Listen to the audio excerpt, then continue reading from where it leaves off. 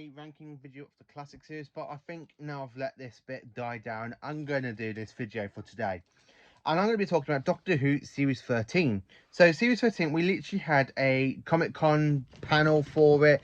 We even had a teaser trailer for it, and it looks absolutely amazing. I love the teaser trailer. It doesn't give too much away, which is absolutely cracking, because I always hated it, especially with this Series 10, when they accidentally revealed the end of John Johnson's master in the trailer. The return of, Johnson's aka the master back in Series 10. So that did upset me a little bit, but not as much. But I have to say this, but I really do personally think we are in for a hell of a time. From what Chris Chibnall said in the Comic Con panel with Jodie Whittaker, Amanda Gill, and John Bishop, who is joining the TARDIS team, this series will be a cracking series by the sounds of it. So, from what we've been told, I'm going to talk about what we've been told, what I actually hope what it means for, and what personally, if I'm more excited for the series or if I'm not looking forward to the series. So, as you can tell, I've got my Jodie Whittaker Sonic here. The batteries are dead. I need to replace the battery somehow. So, yeah, anyway. So, for Series 13, what can I tell you what we already know? So, this series is going to have 8 parts, but not as much as we think. It's not going to have just, like, 8 random episodes. Each episode is going to become an 8-part series, like an 8-part adventure for the Doctor. So, I actually do like this idea, as you can tell by my facial expression.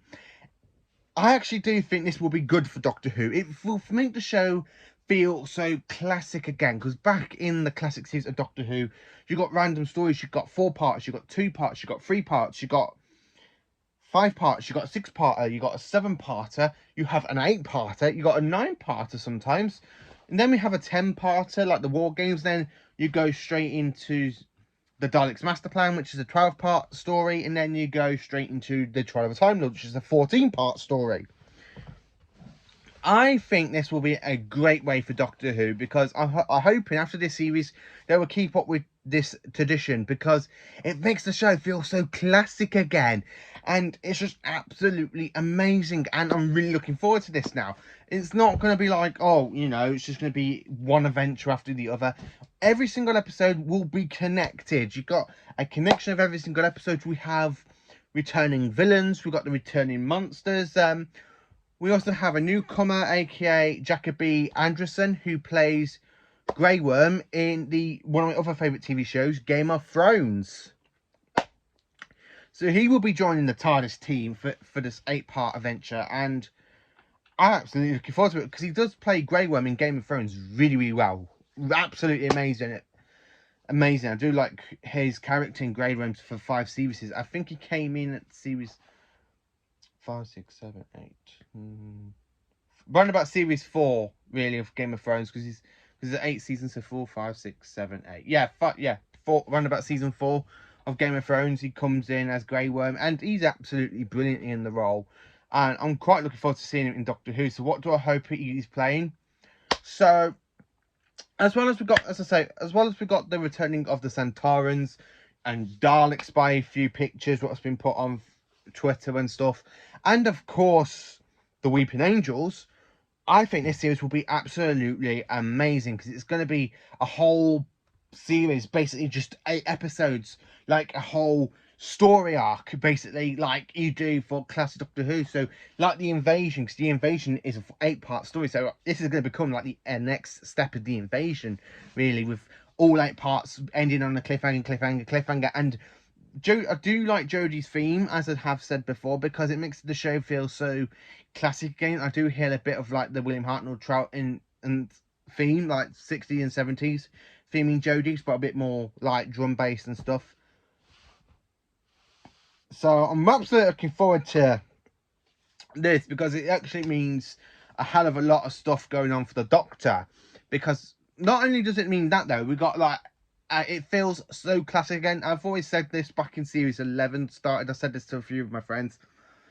Even though the writing for series 11 is a bit terrible, I do have to say this. I think the theme is amazing. The theme tune, what they've done with it, makes it feel so classic again. You're going in for an adventure with a classic Doctor, sort of. That's the one thing I like about Jodie Smith. It makes you feel so classic again, and it gets the back of your hair sticking out like it does with the 70s theme. When you watch the 70s, it gets really, really well done, and you get so much pump for an episode after you hear that amazing 70s/60s titles and see the titles. And again, I do love that for Jodie's Doctor. Jodie's Doctor, I think, needs a bit more stuff being done to it. I think she needs more of a darker side. I really do think, because after watching Revolution of the Daleks again, I do think, oh, she brushes everything to one side, really. Like, oh, I'm in a prison. Oh, Captain Jack saves me. Right then. You have a little bit in the title, Captain Jack, I don't know who I am. Right then, I'm going to go and find my fam. It's like, you're just in prison for 19 years, and you're just going to brush it off, that side of it. So what I hope we see in series 13, after say in this 8-part adventure, I have to say I do hope we see the return of Gallifrey. I know Gallifrey was destroyed by Koshamas, but I would like to see it return. I'd like to see it try and focus more on the Timeless Child story arc, really. I would actually like to say that. I would actually like to try and see the story. I'd like to see the whole story arc of this story, like, get proper sorted. I mean, it's after, like, for Stephen Moffat, he's left a load of story arcs, like, out there and about. You got the hybrid story arc that Stephen Moffat left, which I think is, yeah, okay, you can consider it has already happened with the Master turning Time Lords into the Cyber Masters, but I do think we need something to do with the hybrid again. Like with the Timeless Children, I really don't want the Timeless Children just to be left hanging just like the hybrid did back in 2015 in series 9. That's the only thing I would like to say that I hope for it. So, am I looking forward to series 13? Hell yes, I am. It's the one time the show's going to feel so classic again, and that's the problem I have with Eccleston and Tennant's run and Matt Smith's. I don't feel it's like as classic as it should feel. I mean, I like them. Don't get me wrong, I do like them. Series 4 is my favourite Tennant series. Series 1 is a completely masterpiece. But when you get to Capaldi's run, that's when Capaldi acts a bit... I see a bit like John Pertwee's Doctor, and then Tom Baker and Peter Capaldi's Doctor. And then that's what makes the show feel like classic for me from that point of view. And the darker side of the Doctor, it has a bit of a Colin Baker dark side and Sylvester McCoy and William Hartnell in Peter Capaldi. So I do feel from Peter Capaldi, the show's as starting to feel so classic again. Where for Eccleston, Tennant and Smith, I don't really think it ever felt like classic Who, really. But for Capaldi and series 12, it felt so classic and stuff, and I absolutely love it. I mean, the return of the Cybermen back in series 12, I absolutely love the design of the Cyber Warriors because they look like bits and dabs of different Cybermen. The face pieces actually remind me of the Invasion Cybermen and other stuff. I do hope we see the return of the Cyber Warriors at some point in the show. I want the Cybermen to have a bit of a break, because the one thing I feel about the Cybermen, they have been overused. I mean, if they can do like an 8-period gap without Cybermen, like they did back in 1975 up to 1980, because you had an 8-year gap in between Revenge of the and Earthshock, and then you have a gap in between the Invasion and Revenge of the because Cybermen was last seen in 1968 in the Invasion, and they were back in 1975. So I think, hang on, 79, 70, 71, 72, 73, 74. 6 years. They had a 6-year break from that gap period, and then had an 8-year break from Revenge until Earthshock. So I would actually like to see the Cybermen get a bit of a break. Same with some the Daleks, because the Daleks had a 5-year rest from Doctor Who from 1967 to 1972. So I would like to see the Daleks and Cybermen get a bit of a rest. But I think because of the contract the BBC's got with Terra Nation's family, the Daleks have got to be in every single series of Doctor Who. That's the one thing. I mean, if you think about it, they weren't. You can say, "Oh, Paul, they weren't in series 6," but yes, they were. You had a little cameo from a Dalek. Same with series 8. You had a cameo. No, sorry, series 10, you had a cameo of a Dalek in the pilot, and then you have Rusty back in Twice Upon a Time. And then also you have like Revolution and then Revolution of the Daleks. So I do kind of think that the Daleks might not be able to have a rest because they have that contract with Terry Nation's family. But I think the Cybermen should deserve an 8-year rest or something, just so they can work out what to do with the Cybermen so much. But that's going off topic there. So am I really looking forward to Series 13? Yes, I am. It's going to be a blast. I mean, it's going to feel so classic again, and it's going to be so amazing. I mean, I absolutely love classic Doctor Who because it's not like a whole season like arc like you do get with like for Bad Wolf, Torchwood, Saxon, the planet missing planets, the Pandorica, the Doctor's death,